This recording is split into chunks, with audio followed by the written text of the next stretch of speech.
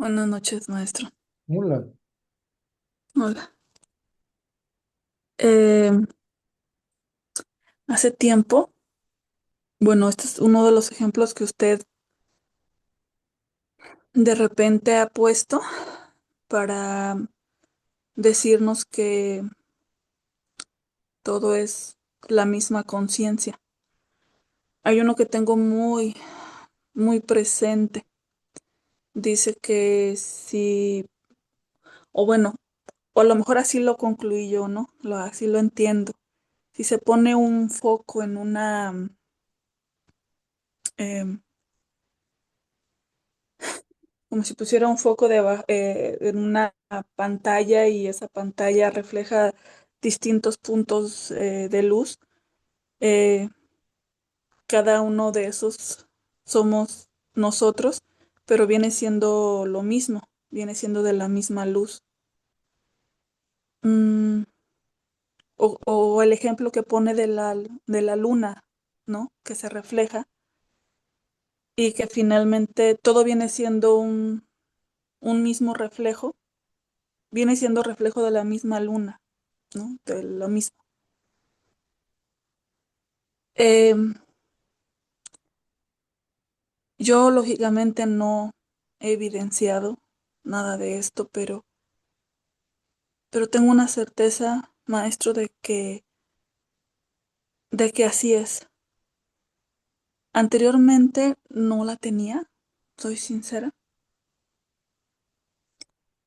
pero que en las últimas semanas, no sé, siguiendo escuchando las grabaciones, los satsang, no es algo que me guste, no es algo que yo haya evidenciado, pero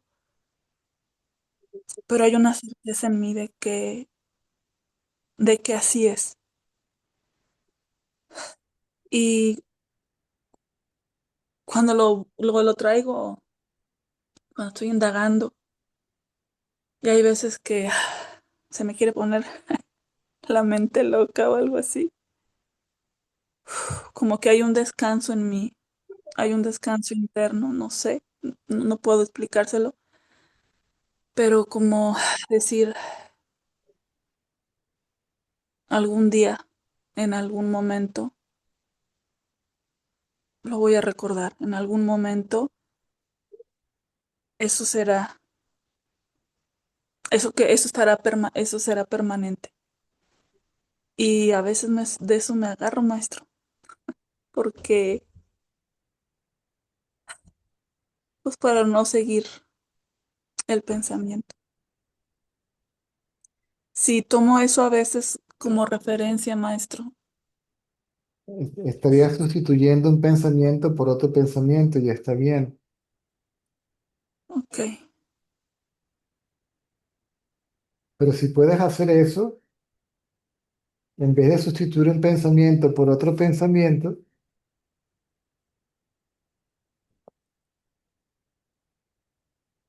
ve quién soy yo, ¿sí? Ve quién es el pensador. Cuando la mente se ponga, no debería hacerse cuando la mente se ponga tormentosa, debería ser todo el tiempo, por lo menos la mayor parte, todos se van a distraer, la gran mayoría se van a distraer, está bien. No es imposible para todos mantener la atención en sí mismo permanentemente. Pero si puedes hacer eso, puedes poner la atención en ti misma, ¿no? sí, Aún si la mente no se apacigua, ¿ok? Si remueves la atención de la mente y la llevas a ti misma, ¿m? Indiferentemente de lo que creas en ese momento, qué es lo que eres, es mejor.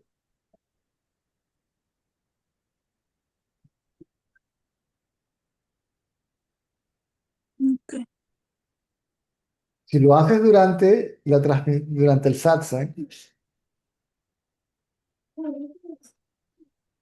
entonces se te va a hacer más fácil hacerlo cuando no estés en satsang.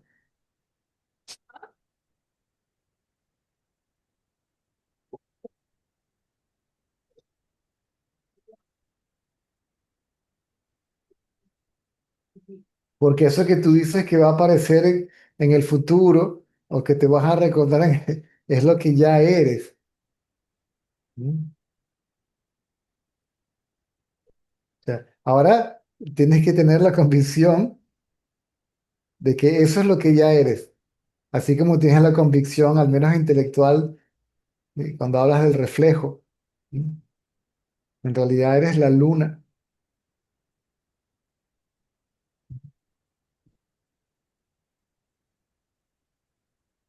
La mente es el reflejo, sí.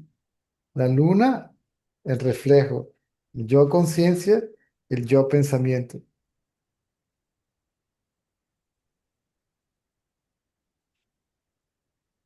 Sí, intelectualmente sí, sí estoy convencida de ello. Intelectualmente sí, no tengo duda. Y ocurre en mí un descanso, maestro, cuando usted escucho que le dice a otros compañeros, cuando dice, ya eres esa paz, ya eres eso, no tienes que alcanzarlo. Sí hay como un, no sé, como un respiro, como un descanso. Entonces el conocimiento va entrando ya directo al corazón, ya no lo filtra la mente.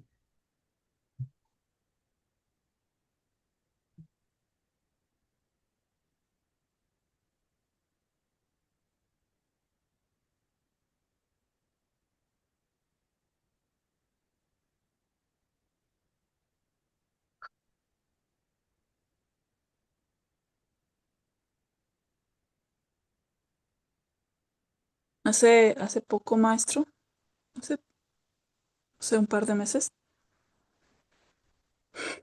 me encontré con una persona a la cual yo le tenía muchísima resistencia, mucho juicio. Y después de cierto tiempo de no verla, me acuerdo que iba con la atención centrada en mí, ¿no? Y me acuerdo que la persona siguió siendo tal cual era, pero realmente, maestro, en mí no había eso como antes que sentía como esa pelota de ping pong, ¿no? Que decía algo y me enojaba o me resistía. Se va a escuchar muy soberbio, maestro, pero hubo un momento que me sentí usted o lo sentía usted en mí, no sé. Pero quisiera sentir eso con todas las demás personas o todo el tiempo, ¿no? Pero sí fue así como que no hubo en mí ese pelear que anteriormente había. La mente estaba quieta. Tal vez no estaba sumergida en su frente, por lo menos estaba quieta y no Sí, reaccionaba al entorno. no, no reaccionó nada. La atención estaba ensimismada. De lo que la atención está ensimismada, entonces uno puede que ni se entere de lo que dice el otro o haga lo otro de lo que sucede en el entorno.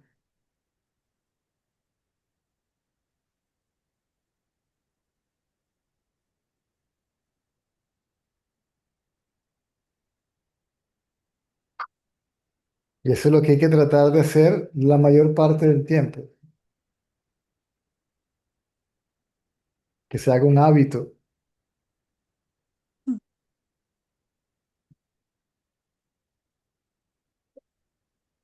Me fijo, maestro, también que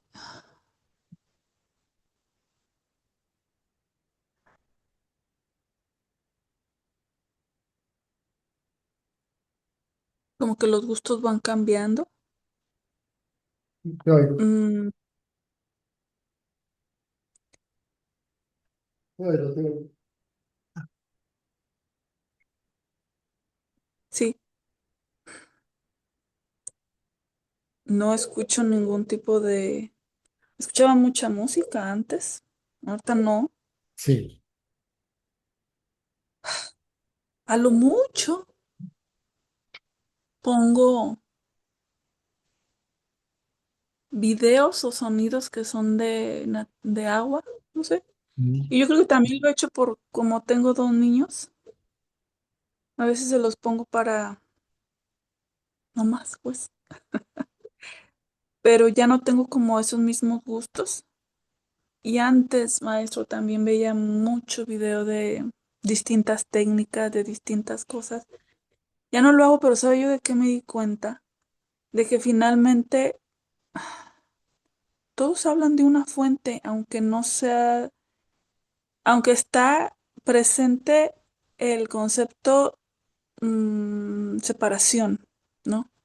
Aunque está presente el cuando tú, cuando yo, cuando lleguemos a esa fuente o cuando seamos eso, pero finalmente todo habla de una fuente, como diciendo, como que de algún modo hay algo en el interior del humano que sabe que sabe que debe llegar a ese punto, ¿no? Aunque no sepamos cómo. Como uno considera ser otra cosa que la fuente, se dice que uno tiene que llegar a la fuente, sumergirse en la fuente, disolverse en la fuente, entregarse a la fuente, etcétera, etcétera, etcétera. ¿Mm?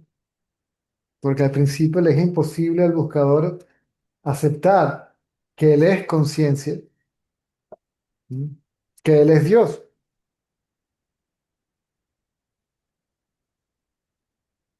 Y eso hacía antes mucho choque en mí, maestro, Mm. que me dijeran, tú eres Dios. Eso era, bueno, crecí en la religión católica, eso era una blasfemia, ¿no? Y defiendes un concepto que ni siquiera sabes, defiendes algo que tú no sabes si es verdad. ¿Sí?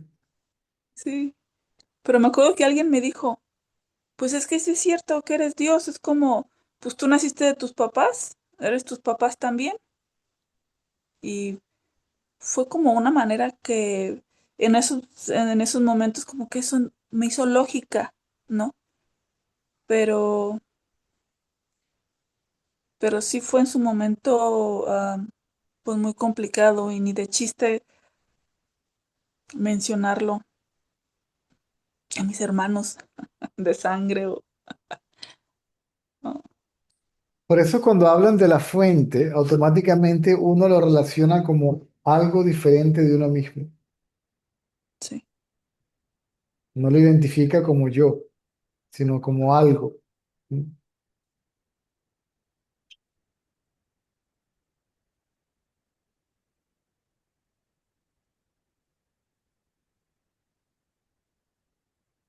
Por eso cuando uno se observa uno mismo, uno se observa uno mismo como si uno fuera el ego. Pero ese uno mismo que uno está observando realmente es la conciencia. ¿Sí? La realidad del ego es la conciencia. Lo que la mente realmente es conciencia. Lo que yo realmente soy es conciencia, por ponerlo de otra forma. O sea, yo me observo a mí mismo, cuando lo hago creyendo que soy el ego. Al observarme a mí mismo, la idea de que soy el ego desaparece y el mí mismo que estoy observando es en realidad conciencia.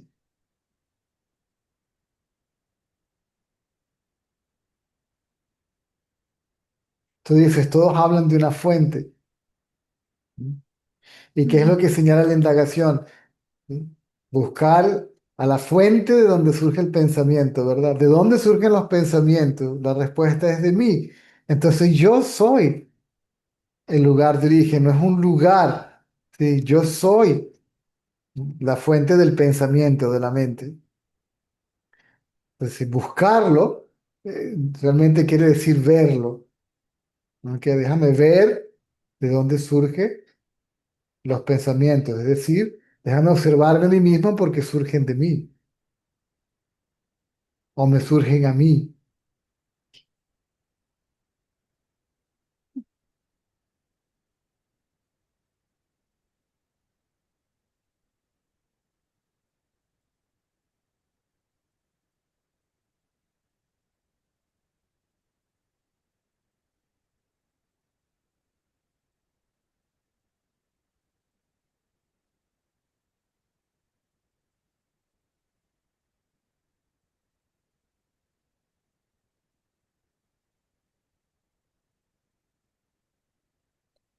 Se ha vuelto compañero de mis madrugadas. Cuando me despierto que tengo una niña de 2 meses, cuando me despierto ahí a atenderla, eh, pongo algunas, la que caigan, ¿no? De las grabaciones y me he fijado que, aunque ya había escuchado el satsang, pero estando en total tranquilidad, como que entra más suavecito, como que se queda más, Mm, como que se le cae otro ladrillo al ego, no mm. sé. Y bueno, a veces me quedo dormida, no duro a veces toda la grabación, pero me ha ayudado mucho. Y uno escucha esto con atención, con una mente pura, una mente al menos medianamente tranquila. Entonces, el impacto del conocimiento es mayor. Sí, eso he observado. Eso lo observé desde que nació mi bebé.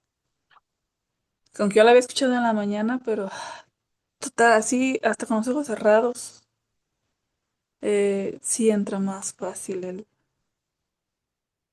Hay personas que, menos hay personas que preguntan que no se le ha terminado de dar una respuesta y viene con otra pregunta. Esa mente está agitada, ¿m? Con sus propias preguntas. Y le das la respuesta, pero ellos quieren escuchar lo que ellos están pensando. En esa mente no entra nada. Aún así, claro que hay un impacto, pero es menor. La persona quiere más que escuchar, quiere hablar. Es decir, quiere escucharse a sí misma o que escuchen lo que piensa. ¿Mm?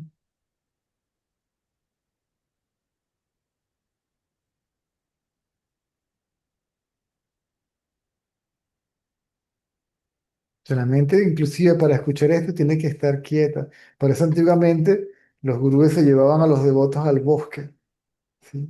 Y le daban instrucción en lugares tranquilos. ¿Mm? Por eso la gente se retira, hace un retiro, se va a un ashram o lo que sea.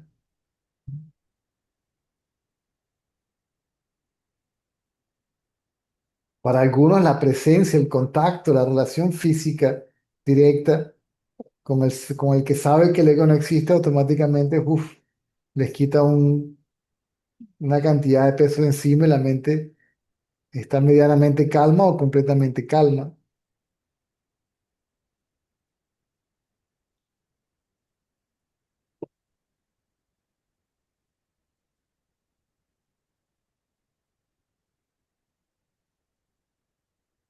Ahorita que menciona eso de que anteriormente los sabios se llevaban a su alumno al bosque, la misma vida, o yo misma, ¿no? Me he estado moviendo en lugares, viviendo en lugares pues, boscosos, en mucha naturaleza. En el lugar pasado donde estuve, pues, estaba frente a un lago. Y ahorita donde estoy, no es frente a un lago, es un lugar también boscoso. Eh, Vive en una casa muy vieja, no deteriorada, pero vieja, con muchas plantas y muchos árboles y como que también eso ayuda. A veces lo escucho allá en el corral, se diría por acá. Mm. La idea es desarrollar ese hábito, ¿sí? El hábito de la introspección. Entonces, el hábito de la introspección se va sobreponiendo o va sustituyendo al hábito de la extroversión, ¿sí?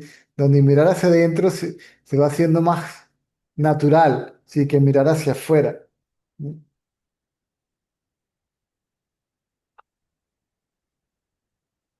Hasta que la atención se queda adentro permanentemente y sin esfuerzo.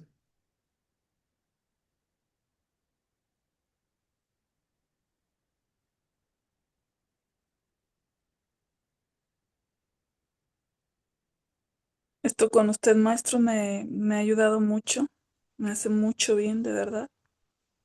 Y es algo que no sé cómo o no sé de qué manera,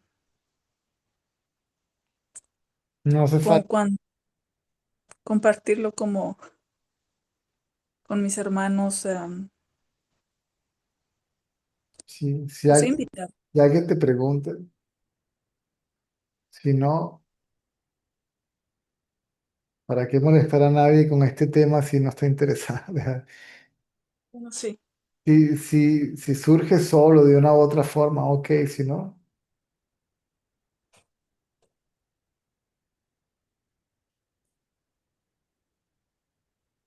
Inclusive yo, si a mí no me preguntan nada, yo no digo nada. Y la norma se extiende no solamente a este conocimiento, sino en general. Si no hay una demanda real, ¿sí? Entonces no hay movimiento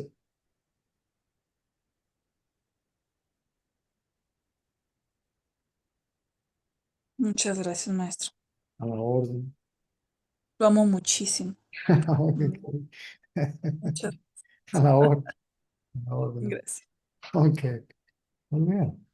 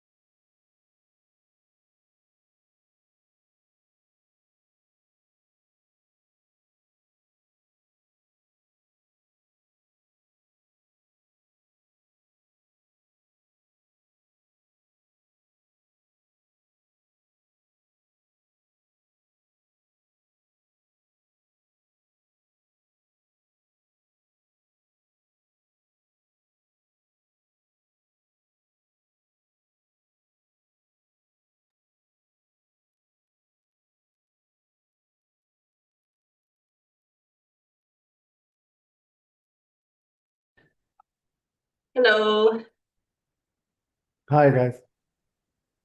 how are you? Good. Good. What I just wanted to ask you, I met with a friend or a lady the other day, and she was talking to me about because she has her own practice that she does. Um, and she invited me to come to their temple to get an initiation. Um, so I thought that was really interesting because I've never like thought of, heard of, or ever done anything like that. And I wanted to, Terry and I were talking about it, and he goes, well, who would be initiated? um, and what it like there why are there so many different little things for us to all, I guess, grasp onto? So I wanted to know your thoughts on that. Is it just like a ceremony and people enjoy that experience? Because it's not something I'm drawn to. I just wanted to hear from you what your thoughts were. When I was told to inquire who am I, does the initiation in the path of inquiry or the path of knowledge?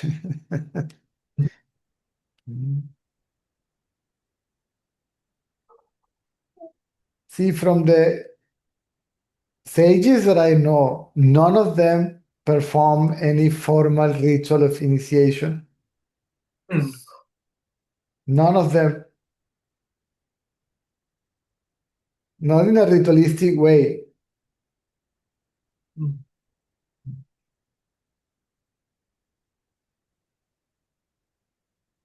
Ramana didn't do any formal initiation. After I read this from Papaji, I realized that oh, this is what happened to me. See, when Papaji went to see Ramana, and Ramana appeared to him in North India, top north, like 3 days away or something by train, right? mm, To Tiruvannamalai. And then he arrived in the ashram and where is the Guru? There. And to his surprise, the Guru there was the one that appeared in his house, right? He said, yes, this is the man that appeared in my house. It's not possible. This man haven't left this place for so many years. No, no, no, he mm. was there. He was there. Okay, good. Okay, now that you're here, go and talk to him, right? And Ramana told him, see, go back to where you came from. And he was really upset. And he left the hall and met some devotees and told them, "Well, this is a joke. This man appeared to me there, tell me to come to here to see this guru, and then the guru that he told me to come to see is himself, and now he tells me to go back to where I come from, right? Where I came from. Then he was upset. He went to the train station, and some devotees felt pity for him, right? And follow him and stop him and says, listen, the Bhagavan just initiate you in the path of self-inquiry, self-knowledge, jnana yoga, or whatever you like to call it. So when the words come directly from the mouth of the sage, right, that's enough. Mm, If you begin to get advice, that's it. You're in. He will not he will not welcome you as a devotee because for him he has no devotees. For him there is only him, right? He doesn't consider a sage and he doesn't consider anybody else as his devotee, right? mm, But the fact that he's approaching to you, okay, means you are already getting something, right? Grace is already flowing there. Hmm? Sometimes a simple look or a gesture, right? Or a mm, spontaneous touch, it produces, right? Something in mm, people.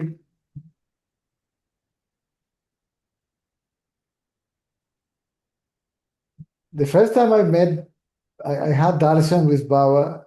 Okay, when he passed in front of me, he stand in front of me for a while and look at me, right? Like, what the hell is this, right? I'm joking, but he was looking at me and smiling, and then he kept on walking. I felt I was electrocuted. Somebody put some electric cables and touched my body, and I was literally, okay, Wow. having like electric shocks from me from within, right? And then some people told me after that there is something called Shaktipata, initiation by energy and all that stuff, you know? So normally these beings do not see, they don't display all this, see, they don't show off all that stuff. Mm, that's what my thoughts were. Because they don't do it, it happens, Mm. right? There's a power there that it is operating. The vehicle or the instrument, the name and the form is irrelevant, right? It happens that this form is there and whatever, right? But it's not limited by the name and form. We attribute it, right? Oh, this man is doing this, right? Because I believe I am the body, I believe I am the doer. So he's the doer, I am the recipient, right? He's the giver and I am the recipient, right? There is a power there, right? In the neighborhood of the sage that operates in certain ways according to whatever circumstances. Nobody can explain it, right? Who could and to whom anyway? And how? It's not possible. You can feel it, you somehow know it, you just can experience it, it is Yeah. there. When I was doing the inquiry, right, after Mr. Ratanlal told me to do the inquiry, the whole scenario presented itself to produce an understanding, right? I got to know that intellectually after when I read books that explained me not something new, but something that had already occurred. Okay? When Mr. Ratanlal told me to bring the attention from the seen to the seer and all that stuff, I went to the hall. Normally Baba comes in the afternoon, he will come like around 3 p.m. Darshan will last, if we were lucky, 25 minutes, half an hour, right? Mm. And then he will pick up people from the public, right? Sometimes, and take them with him to the interview room, you, all in front of you. So there is a, a temple, and beside the temple, there is a room that is called the interview room, right? Then he will walk among the people, and then where you from, whatever, go. And then you will go to the interview room, he will meet you there, and then he will lock himself with these people, right? Oh, wow. Until around 9 o'clock in the morning when the bhajan sessions starts. And then before or after or during the bhajans, then interview finish, and he will go to the temple, right, and sit with the student that were singing, and you could see him from there. Anyway, that was afternoon darshan. And I don't remember if he took people to the interview room, but he went to the interview room, right?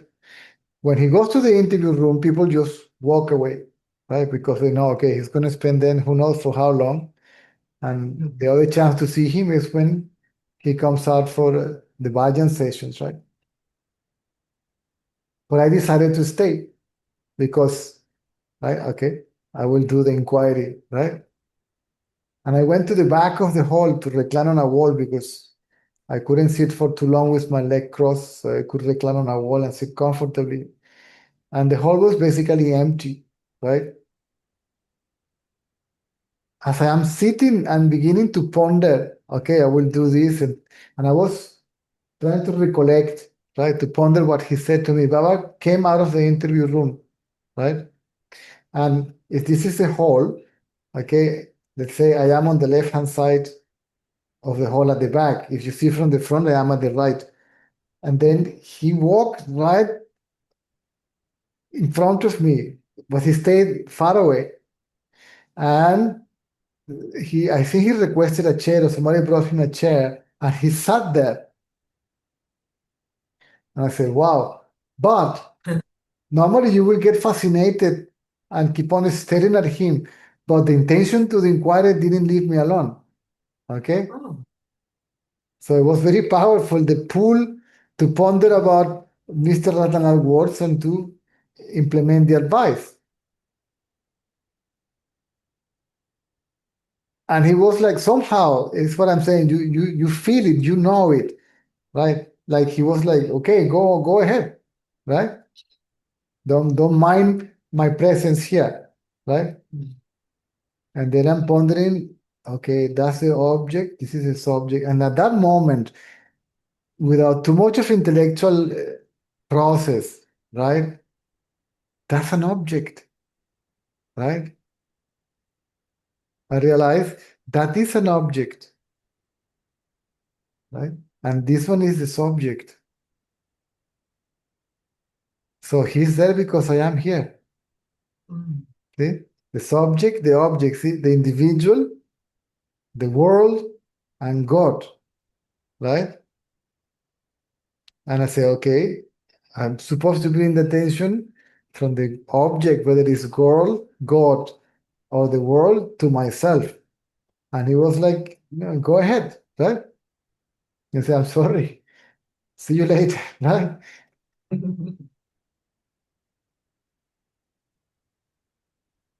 And then I brought attention to myself. But somehow you could feel that he is there, okay? Some kind of guiding you or acknowledging you or letting you know, yes, correct, that's the way. Yes, that's true. Yes, you're right. Hmm? So you feel it. It's not a matter of, of something uh, ritualistic that has to be done, right? It just happens. Right? And then when I got to have a glimpse of myself, he was very pleased, right? And I stand up and left. He said, okay, my job is done. Actually, if you keep on looking at me, you will go back into ignorance because for you to look at me, you must come back again as an individual, right? Mm-hmm. And create again the illusion, the illusory triad, right? Triad, the individual, the world, and God, right? And that has to go. Hmm? And then the attachment to him became an obstacle too. And then he basically caught any connection. He will not acknowledge you anymore. Right? You're done. My job is done. Right? So the name and form of God already accomplished its job, right? Which is take you to your nameless awareness of your nameless, formless reality. After that, that's it. It becomes an obstacle. But you feel it. It's a matter of, I don't know, even to feel it is, you know it somehow, right? Yes. The connection is there, right? Even if your guru died and he already gave you advice and guided you, it doesn't matter that the guidance will carry on, even if he's not present anymore. You don't have to look for another guru. What he said to you won't leave you alone. It will come back to you every time you need it, right? And you will feel it as if he's there, alive, present, telling you. It's just impossible. These are things that are impossible to understand, right? You must experience it.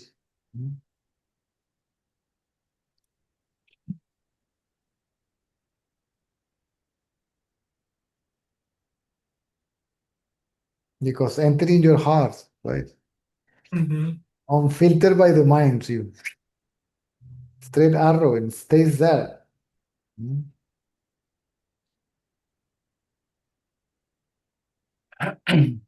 So all these dikshas and all that stuff, I really don't know.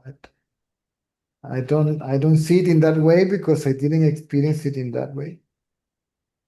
Because I don't see it in that way either. And a lot of people we know go to do dikshas or what have you, and they spend, thousands and thousands of dollars and Oh, Jesus Christ, there is a guru in you know, India. Yeah, it's like, I don't know, like $1,000 per diksha, and you have to do 21. And there are yeah. hundreds of people. I'm in the wrong business, I'm telling Oh, brilliant businesses. you. But it's never been because I've never been anyone to put someone here, like because I've had because I'm happy you said that because I had a teacher and like they died actually before I was born, but the energy was still very strong for me when I first went there, and I felt it because I was 25 when I went, and I didn't even know what anything about this was, and I entered and I just felt this energy and I went, wow, and it changed me from that moment. But I never got to physically meet the teacher, but I could still feel the energy and presence of That's, that teacher.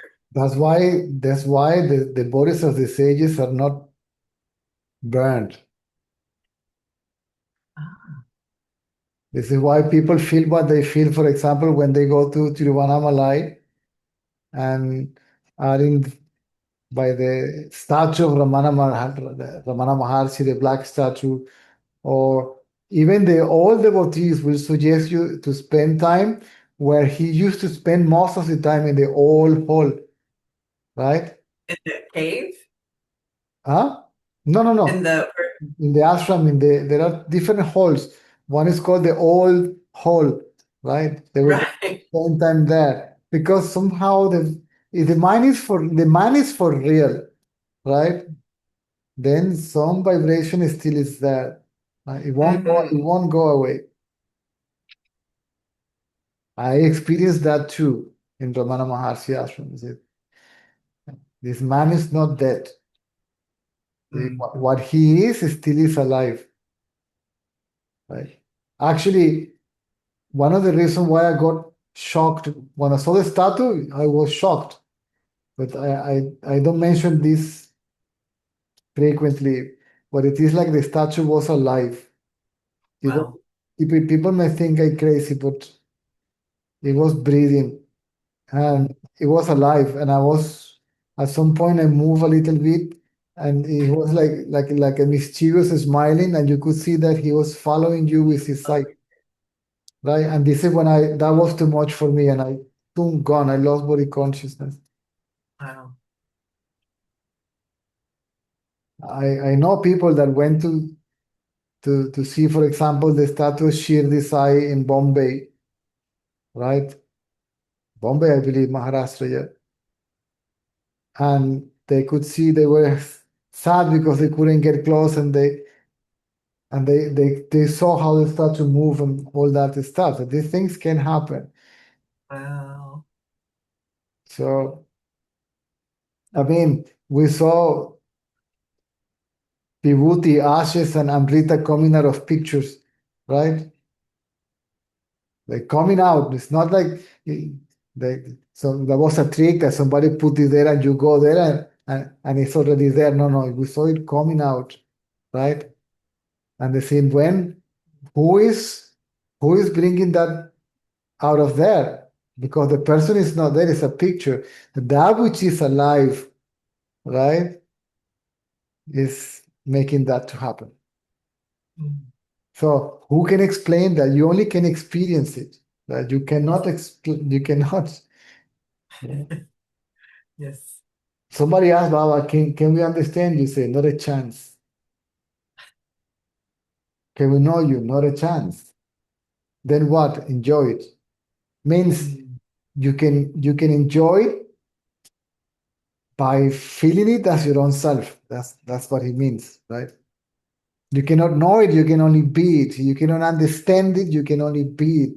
It's a matter of direct experience. This is why the sages insisted, inquire, find out, see, and have the direct knowledge instead of asking anybody to tell you how it is and all that stuff.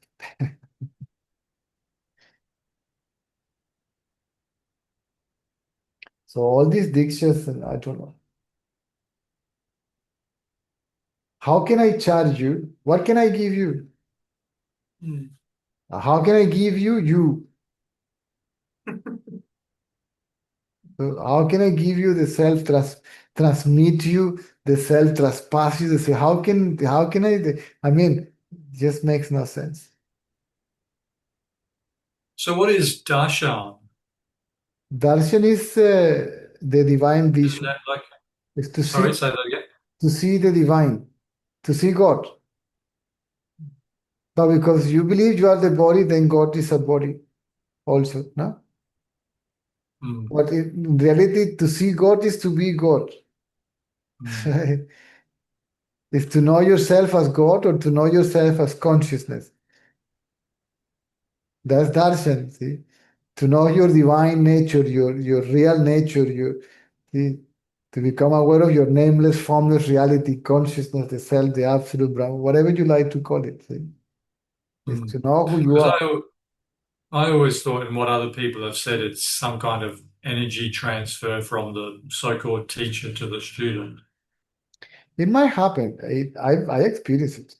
Mrs. Ratanal used to say that the first time they went to see Baba, see, when he passed by, they felt a current, he said.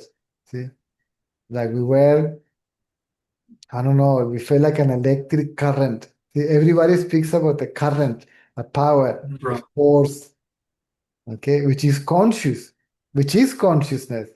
right?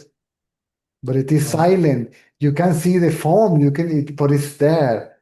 It's not a Mm, physical phenomenon, see, or mental, not even mm, energetic. It's the source of energy. It's a powerhouse. If you will feel that, eh, it's saturated. You see, my God, what is that? That is that.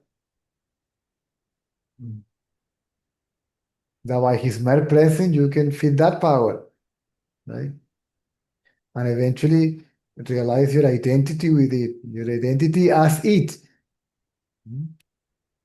right. And that is the power that operates through the so-called sages, right? The sages is just like a cable, that's all, through which that current passes through. That's all. Right.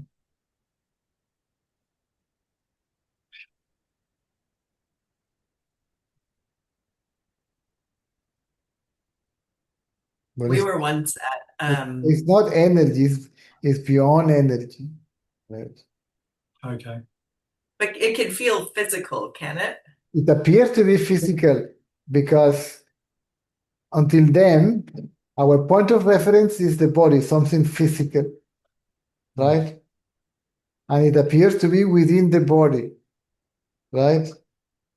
But you realize it's not physical and it's not even in the body, right? How can it be in the body? How can the infinitude of the self be in how can you Yeah. fix it, place it in the tiny little thing which is this human body? On the contrary, everything is in it, everything is it, right? Right. We were at what would you call it? Like a Buddhist monastery. And I was standing in there's all these statues, and I was just standing and just looking at the statues. And all of a sudden, it was, it probably sounds nuts, but I saw this little flash of blue light. And then it felt like there was an earthquake, and my body started to like shake. And then one of the monks walked right past. He's one of the geshis, and he walked past, but it happened before he even walked past. And then he just waved and continued down the path. And it was I've never had that before. Yeah, when I was a child, see, I grew up in a very religious family. Hmm. My stepmom, basically, with my mom, she's the one that grew me up, is Right. the one raised me, sorry. I was correct, that raised me. to whom I consider my mother. I mean, he raised me, and most of my values and stuff come from her. And she was very religious. Every Sunday we will go home. We will have to go to church. There was no excuse. After that, you can do whatever you want. Early in the morning, we will go to church. And I had, not because of her, but I had this going there. I will see the icons, and it was very powerful as if they were alive. That they could at any moment move and talk to you and something. But being a child, you're a little bit, oh. And when I will see, then I will see the difference. What I felt coming from the statue was different than what I felt coming out of the mouth of the priest. Right? No, this one doesn't match, right? And I have few things like that. I remember a friend passed away, and I went to the mass, there's the church and they have the coffin there and all that. And for some reason, I got wrong the time of the mass, and I arrived late. And I remember that I stand at the entrance of the church, and like a force, I couldn't go inside. There's something, I couldn't move forward. And there is an icon that open like a little box, and there is a cross. There's a circle, which is the bread and the cup and stuff, and they open it, right? At some point at the mass. Yeah. And everything went pitch black. And that icon just flew towards me. And when it got too close, was a massive light. And for a moment, I lost completely myself. And when I came back to myself, I was terrified. And I just ran away from there. I just ran back home. And for a long time, I didn't put a foot in the church. I was terrified that all these experiences will happen. Right? So now, how can you explain that? You can tell the story, but nobody will understand it. People will think that you are cuckoo banana. I grew up my grandparents were really religious, and so my mom was, and we had to go to church all the time. And I used to think the statues were looking at me. And I would do this, and I'm like, they're following me. Yeah.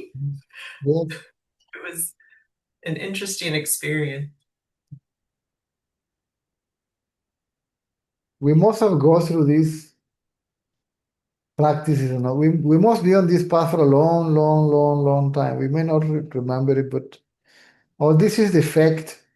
It still is a mental stuff, and it is a result of the so-called mental practices. You know why they call it a spiritual practice? They are more mental practices, right?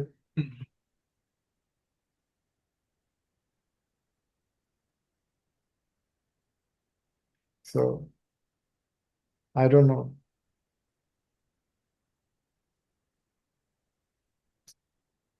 When they charge for oh Jesus Christ, no, all that does. See, I add two plus two, and never gives me 4 as a result. It never equals 4. Equals 0. And people fall for it. I feel sorry for these people, I right? do too. The money Because that that's I'm going to the eat, funny thing. oof, I'm sorry. 1,000. And I saw the video, like 5,000 people, 1,000 each, that's $50,000 Yeah. one day. Wow. Because people say, even the person that I spoke to, that they need a certain amount of people to receive these, Oh, what God. have you, because we're supposed to elevate the human consciousness. Oh, good Lord. How can you elevate? What is human consciousness? There is no human consciousness. There is consciousness. It's like the body, like the body is conscious by itself. This is a so-called individual consciousness. Who is going to elevate consciousness? Those consciousness needs to be elevated. Consciousness cannot be more the expansion of consciousness. Consciousness is already infinite, cannot expand more than what it is. And who is going to expand it and how? See, see, more, none of that makes any sense, at least to me. It's laughable, right? Now, Well, that's fine. if it needs more than two to be here, so why are you getting money from that? And then share that with us, right?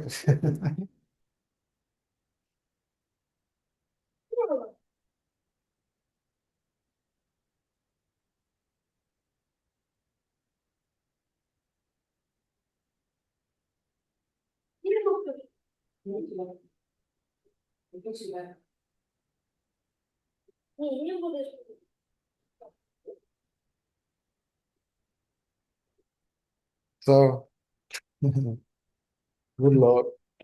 That's very, because I wasn't going to do anything, and then I thought, oh, I don't know. And then Terry and I were talking, and I thought, I'll just ask you just to make a bit of sense of why people feel this need.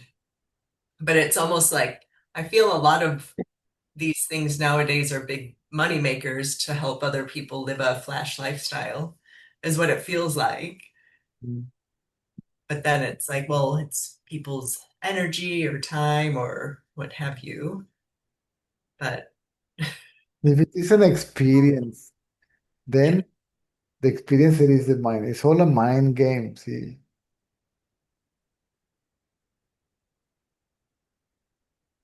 I don't know.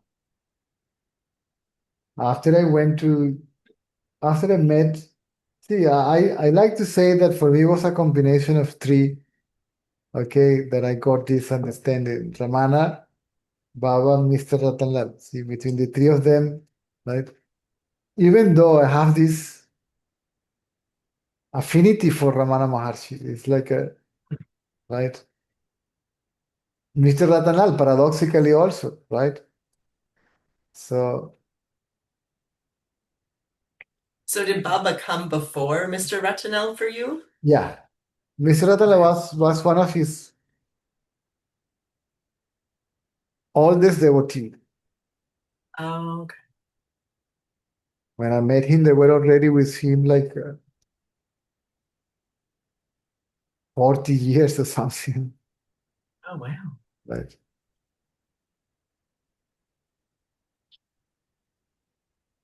And Baba himself is now go out and share this with other people. He was with him for 40 years, but he spoke only for the last 10 years. And because he was basically forced for it, said he did, I don't want to teach any, I don't want to talk to anybody. I don't, no, no, no, no, no. I said, you must do it, you must do it. And he finally started, right?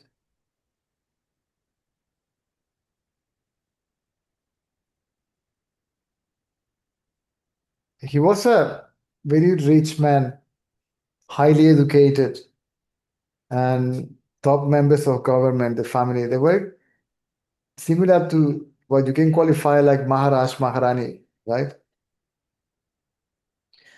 So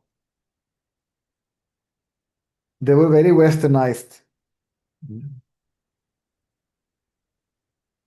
You could see pictures of them with Churchill, Eisenhower, and all that stuff. They were like that kind of uh, status quo, so to speak.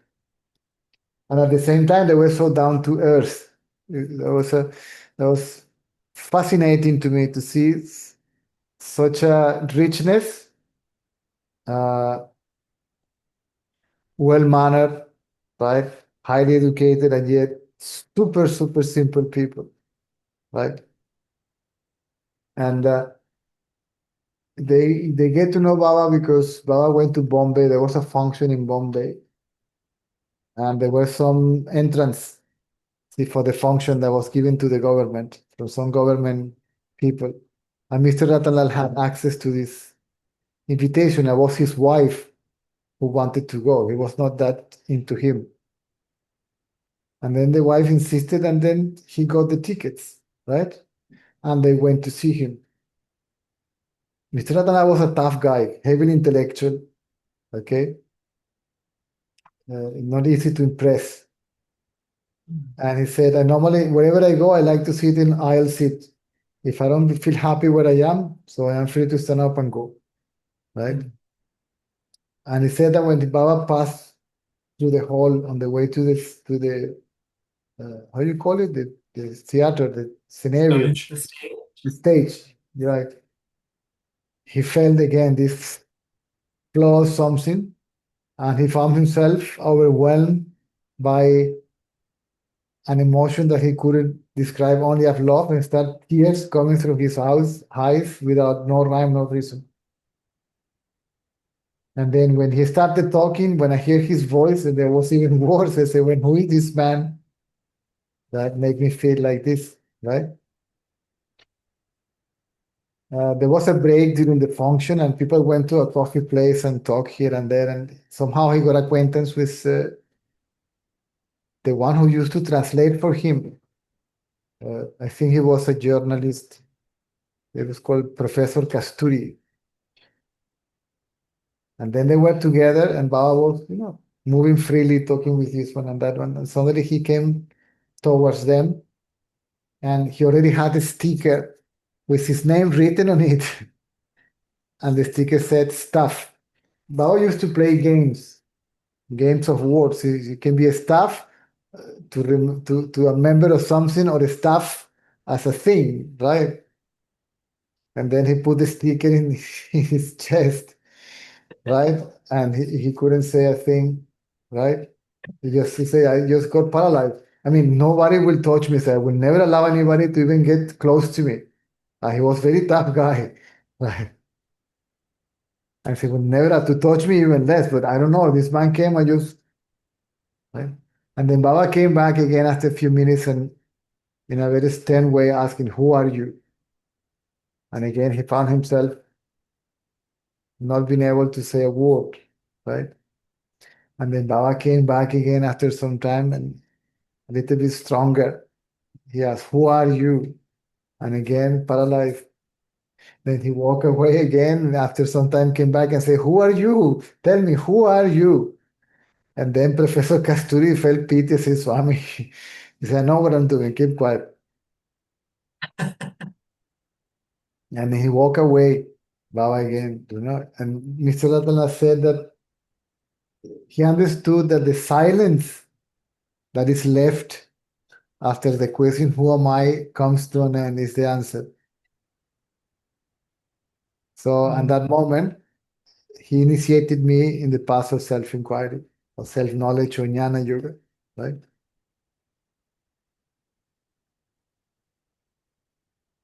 And he didn't charge him a cent. Hmm?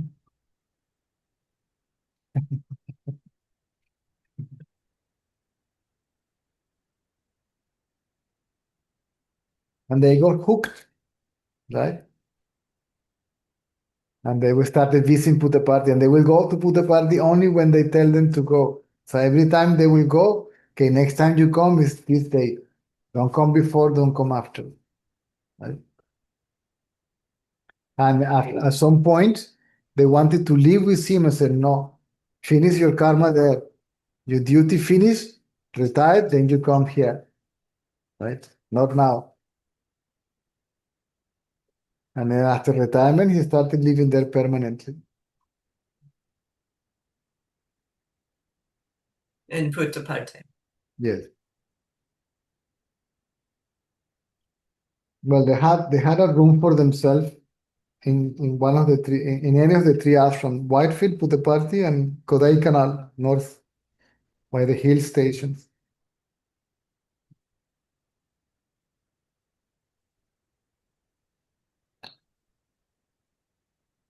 So he was one of the few people appointed by Baba to share with basically with the foreigner, with the foreign devotees, right, to clarify his doubts and all that.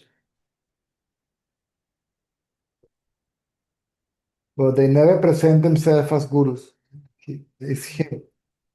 Right? Even if they were awakened, also it's normally it's a part of the culture, right? They show the respect and love for the guru. Right?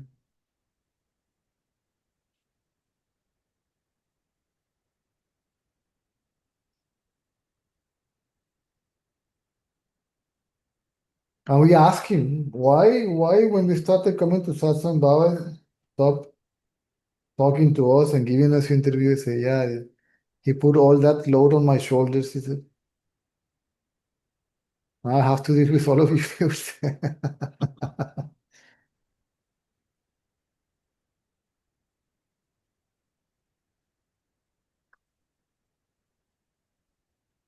So, yeah, I don't know.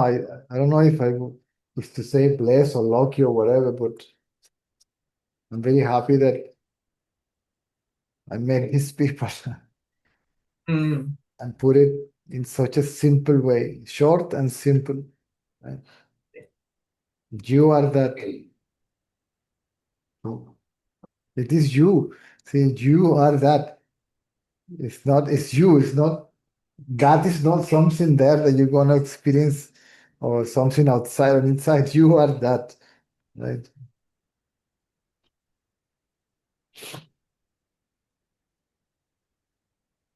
Yes, I am that. What can I do to be what I am already? The one who understands this, the question about practice or effort simply does not arise. Something from within makes you keep quiet. If I am that, what shall I do? The understanding makes the mind quiet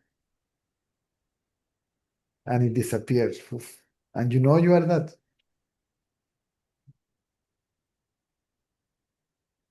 If it doesn't happen in that way, you may have to look within. See, you may have to turn the attention to yourself.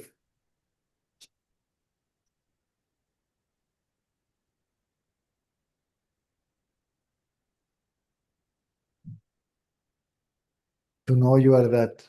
Right? If I am that and I want to know that, I need to know myself. If I want to know myself, I have to look at myself. That's all. It's that simple.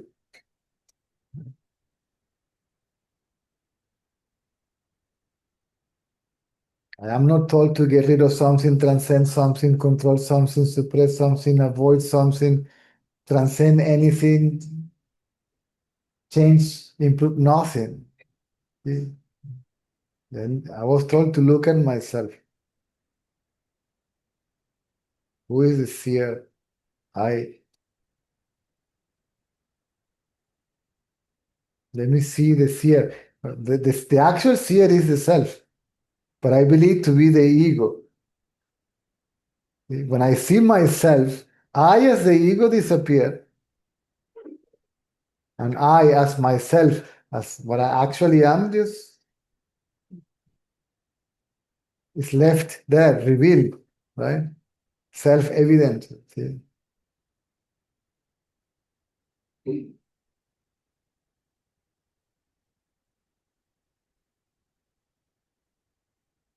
We believe to be the ego, we do the inquiry. But the inquiry dissolves the ego, isn't it? So the inquiry dissolves the inquirer. That is what Ramana meant. There is no answer to the question, who am I? The question, who am I, dissolves the questioner.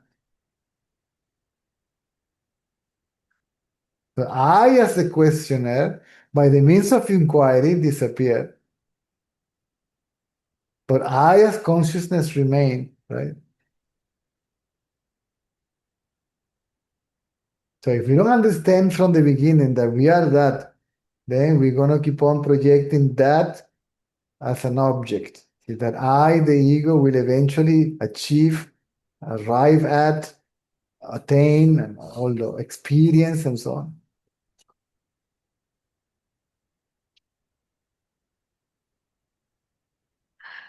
You can still do your inquiry while you're active in, say, work or other things. But that would probably make life so much easier. Whatever you do, whatever you are, you know that you are. But you don't know exactly what you are. Everybody knows I am. But I am is mistaken to be the body, right? I am this individual body, right? Therefore, I am an individual consciousness. You see? Consciousness here is an individual consciousness, right? My consciousness. The idea that consciousness is limited, right, to that particular body, name, and form. So that idea has to go. That's all. You're not going to get consciousness. The idea of being something other than consciousness disappears. It's about removing an obstacle, right? It's not achieving something, but getting rid of something, which is not even there. It only appears to be there. It's a thought. I am the body.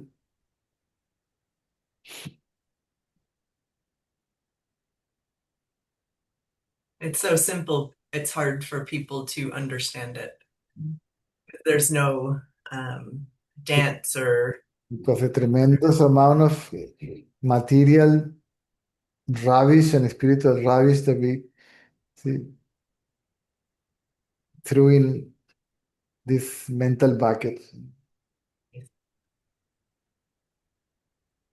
I was once part of a teacher. I was teaching teachers to do yoga, to teach yoga. And there was a girl who said she had her Kundalini arise Fantastic. and that she was at some, I don't know, festival, and there was a shaman there. And and she goes, I was flying all over the room and I was doing spins and cartwheels and all sorts of things. And then it went away. But that's just part of the experience of what See, they were. whatever arises has to set. See. Yeah. So even the Kundalini, if it rises, it is a myth that it goes out from here and connects to a higher nothing. Here there is a U-turn. Right? Shoom. It is true. It moves through some psychic channels. They are not physical, but it is experienced as if it is in the spine, but it's not in the actual bone structure. Okay? And when it reaches here, it has to come back to its source, which is the heart, from the very place where the Kundalini emerged. And then it settles there. The whole thing comes to an end too.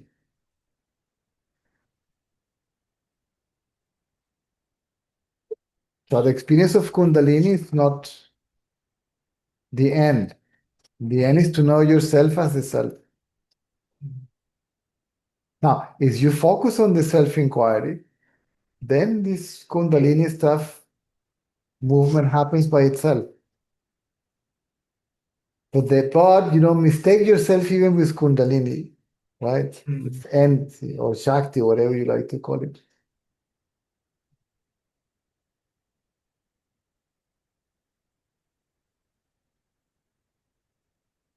Because whatever is there is there. And if it is there, for whom is it there? That's the question, right? I experience the Kundalini. Fine. Then the Kundalini is the thing. What about you? Right? So these are just things that arise or occur, but it's important not to get Yes. confused Don't with get caught with it yet. Yes. All that as happens. another distraction. All the opening of channels and all that is true and it happens, right? The question is, then we forget the essential, right? Mm. To whom this is happening. People get caught up with the energy and Who is aware of it? Can that be there without awareness of it? mm, And then again, what is most obvious is overlooked. The very awareness of it, which is no other than oneself.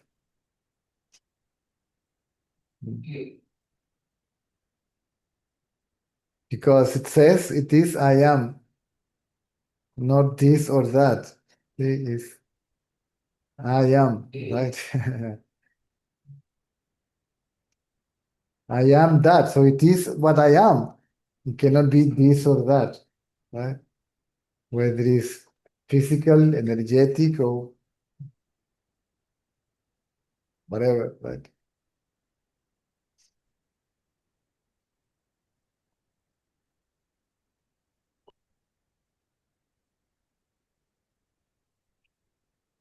Mm.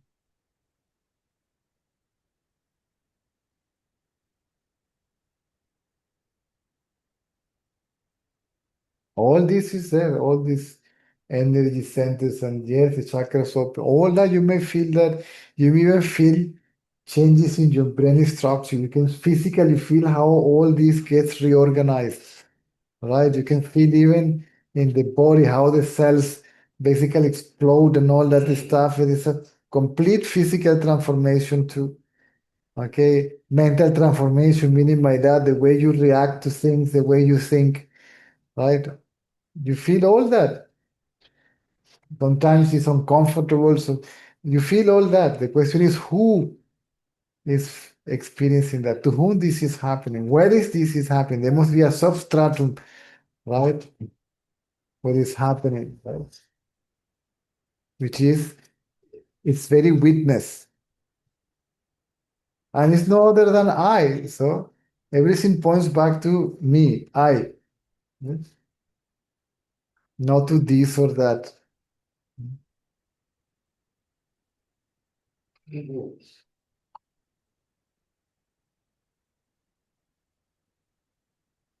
To know oneself, not to know something else.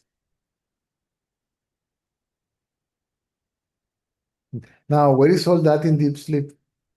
The Kundalini and the rest of it is gone. What is the only thing that is there? I. As what? As I actually am, right? But again, the mind is covering one's reality with its darkness, see? In the state of total darkness, total ignorance, right? Potentiality, the nations, right? This is why we cannot know oneself as you actually are in deep sleep, because this is the veiling power of the mind, right? And then the mind wakes up, and then it covers one reality with its projecting power. See, projecting power, veiling power, darkness, the total darkness, total light, right? So we can know oneself only when the mind is in a transitional state, going from deep sleep to the awakening state, where it's not fully asleep, but it's not fully awake, right? That is a mental state called samadhi. See, the mind is awake, but still as it was in deep sleep. When the mind is not moving, it's not projecting thoughts, right? And then this is when we can become aware of oneself as we really are.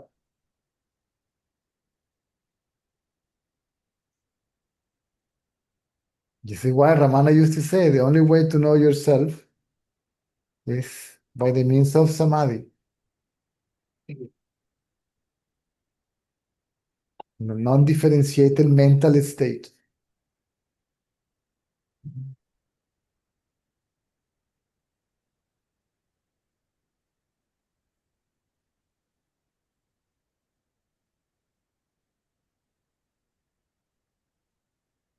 This is called Jagrat Sushupti, the awakened sleep. That we are awake to one's reality, but we are asleep for the world, right? Or one can also translate it as the mind is awake, but still as deep sleep. See? Awakened sleep.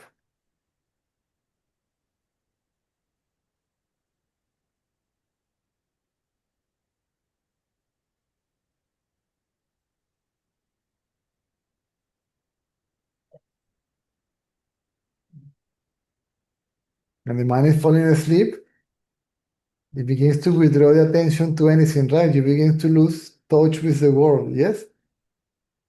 Sensory perception begins to switch down, And the mind is, in that very moment, the mind is totally pure. It may not have even body consciousness, and then it disappears, merges into consciousness. So at that moment, even the mind is still awake and yet totally still, that's it.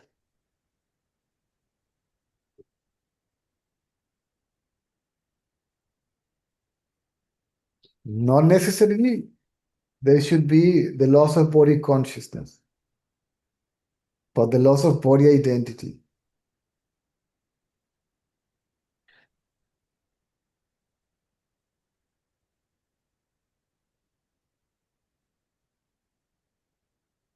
In that state, mind is basically attention or perception or cognition, not a cognizer, hmm, because there is no body identity. I am the cognizer, see?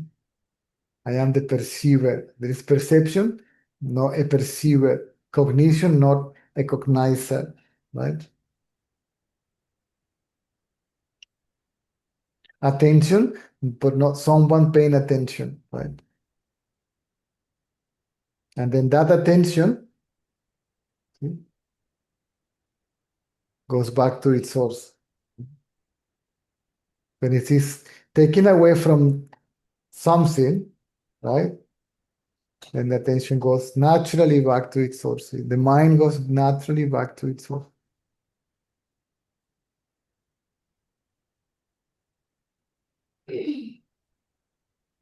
Can there be a physical kind of sensation in your mind or your brain when that happens strongly? Have you? Because I've heard people say that they've felt something like that happen. In the heart. Right. But it's not in the body, because the point of reference again is the body, so it appears that it is somewhere at the right side of the chest. Right. Okay.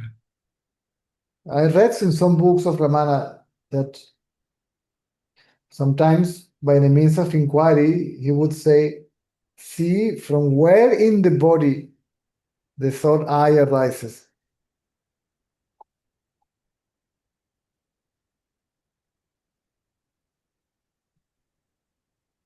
And the attention will go right to the right side of the chest. But it's not there, right? It's everywhere.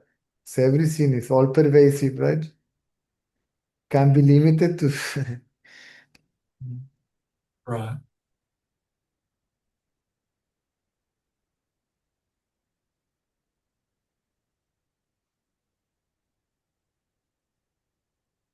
But it's better to pay attention to oneself. The rest will reveal itself as it is. There's no need for it. There's no need for anything else.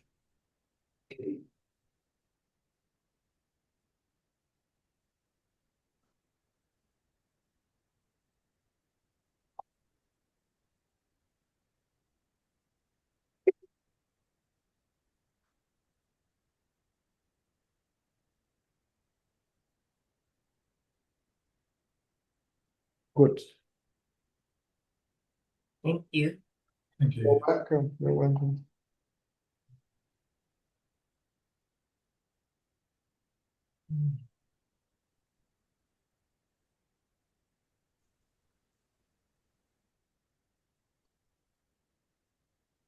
Hola César, ¿me escuchas?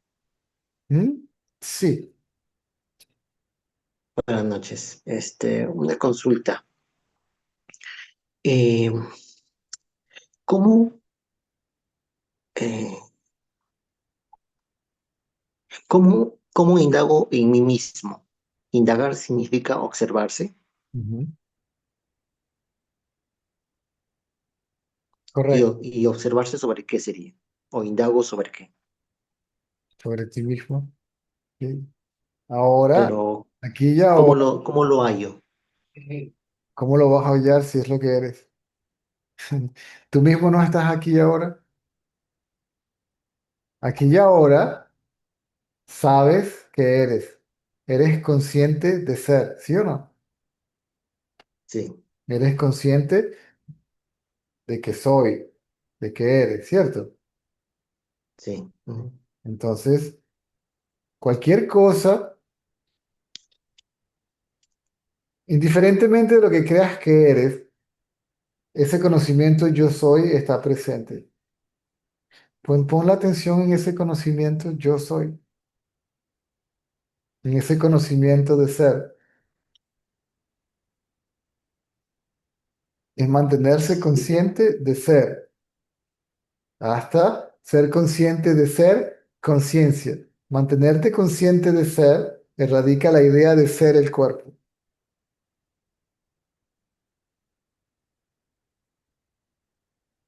¿Me sigues? Siento como calidez en mi cuerpo, dentro de mi cuerpo.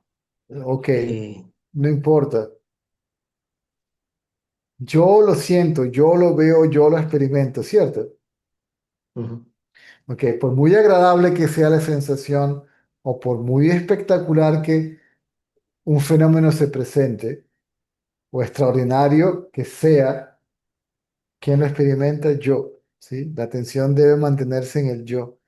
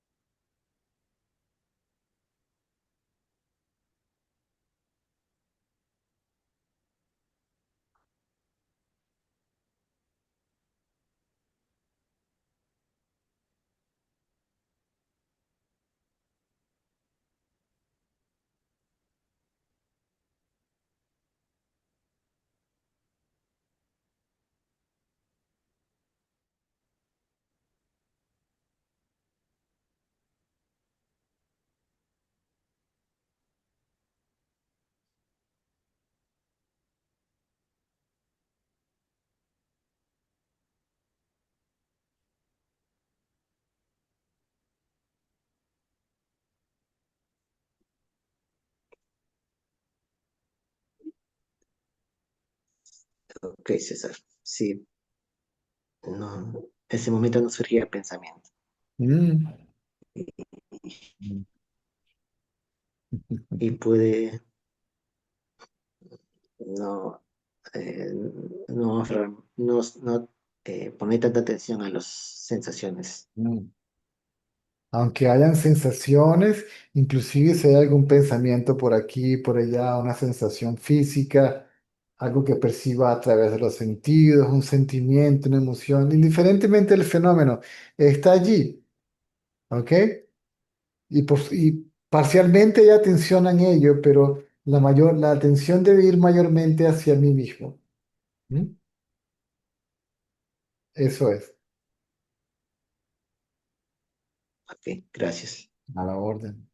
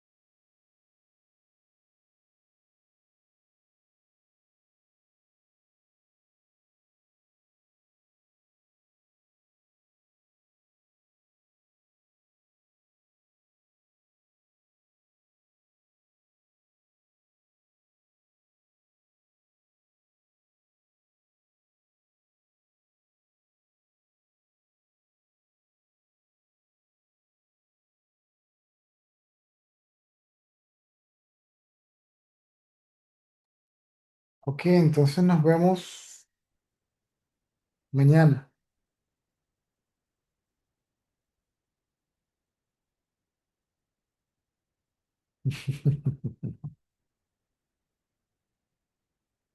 Alvin.